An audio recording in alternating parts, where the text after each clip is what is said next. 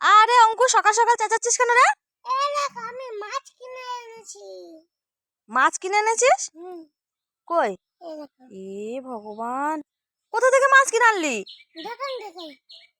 বাজারে গেছিলি? আমার দিকে তাকা। টাকা কোথায় পেয়েছিস? টাকা দেয়নি। টাকা দিসনি? বাকিতে?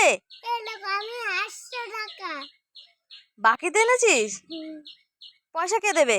পয়সা তুমি দেবে। কেন মাছ কিনে আনলি? তুমি নিরামিষ রান্না করলে আমার ভালো লাগে না তাই। আমি নিরামিষ রান্না করি? এই শয়তান ছেলে, কালকেও তো মাছ খেলি। হ্যাঁ, দেখেছো, বাকিতে বাজার থেকে মাছ নিয়ে এসেছে।